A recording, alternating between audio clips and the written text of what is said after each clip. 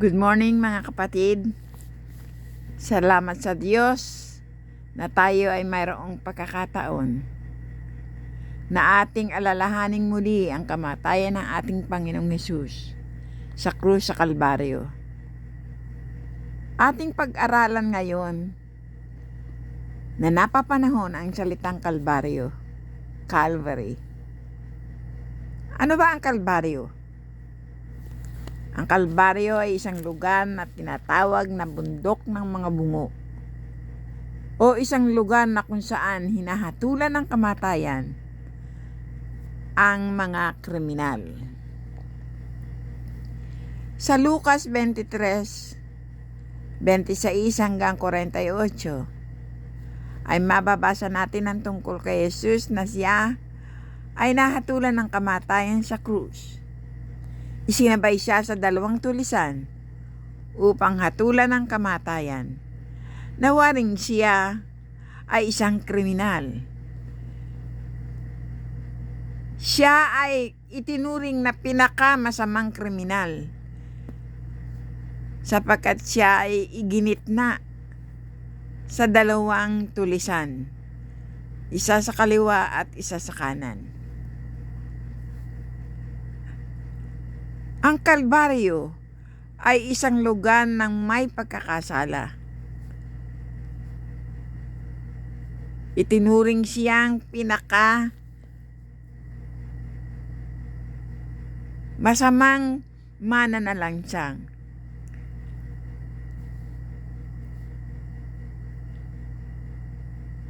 Si Jesus, bagamat alam nating walang kasalanan,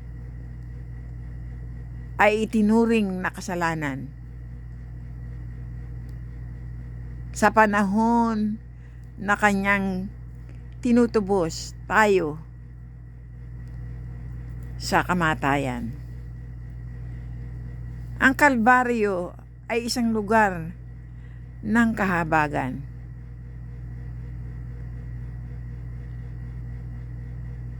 Dito natin mababasa sa versikulo 34 na sinasabi niya, Ama, ang kanyang panalangin sa Ama,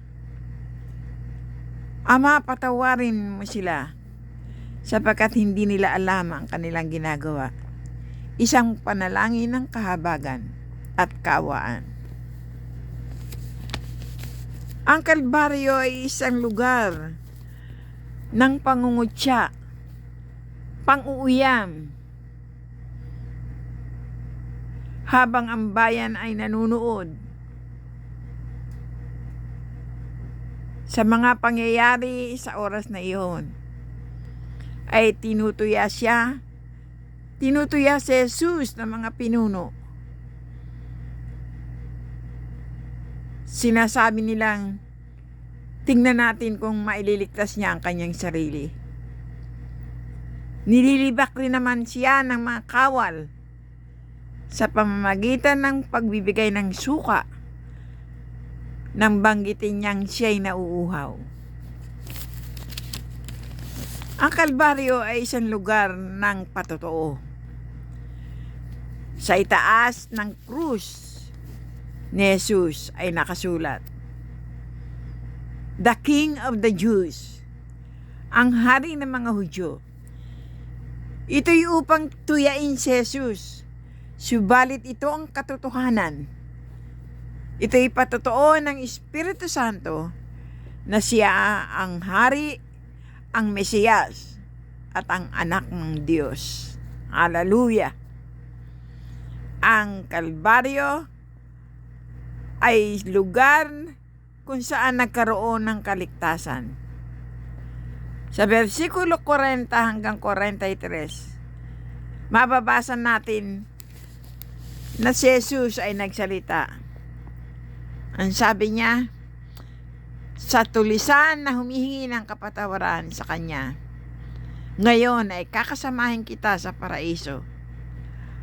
Ang nagsisising magnanakaw ay nakasama nga ni Jesus sa paraiso sa pamamagitan ng dugo ni Jesus. Purihin ang Panginoon. Ang Kalbaryo ay isang lugar ng himala. versikulo 44 hanggang 45, ng oras ng paghihirap ni Jesus doon sa krus sa Kalbaryo, ay nagkaroon ng matinding kadiliman. Ang araw ay hindi na nagbigay ng liwanag.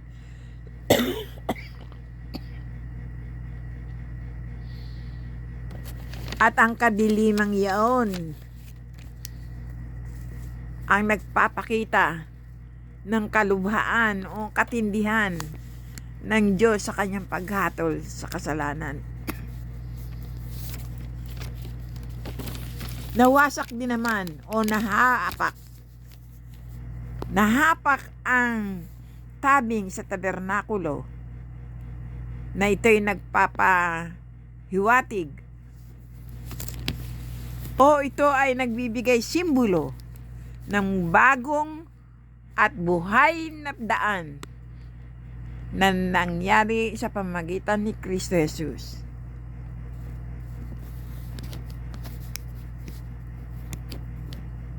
Dito ay mapapansin natin na ipinakita ng Diyos Ama na mayroon ng bago at buhay na paraan upang tayo ay makarating sa Kanya sa pamamagitan ni Kristo Jesus. Purihin ang Panginoon. Napakabuti ng Diyos. Hallelujah. Tayo ay mayroon ng access sa Diyos Ama. Hallelujah. Ang Kalbaryo ay isang lugar ng kamatayan. Oo. Dito, tinapos ni Jesus ang kanyang huling paghinga dito sa krus sa Kalbaryo. Ang kamatayan ni Jesus na nagwasak o lumipol sa may paghahari sa kamatayan, sa makatuwid ay ang dyablo. Ang kamatayang Jesus ay nagbigay rin naman ng buhay at kawalan ng kamatayan. Hallelujah! Purihin ng Diyos. Sa ating pagbawakas o conclusion,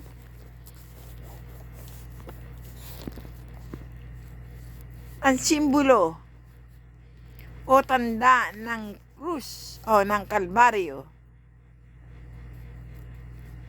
ay naging simbolo ng kaligtasan, na dating simbolo ng kasamaan at ng pagdadalamhati ay naging simbolo ng kaligtasan.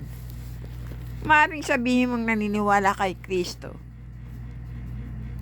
ngunit ano ba talaga ang simbolo ng Kalbaryo sa iyong buhay?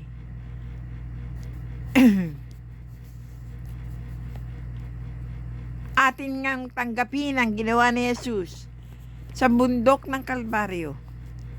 Ang kahabagan at kapatawaran na inialok sa atin ng mabuting Diyos ay maging simbolo ng Kalbaryo sa ating mga buhay. Aminin natin na tayo nagkasala sa Diyos at tanggapin si Jesus bilang Panginoon at tagapagligtas. Amen.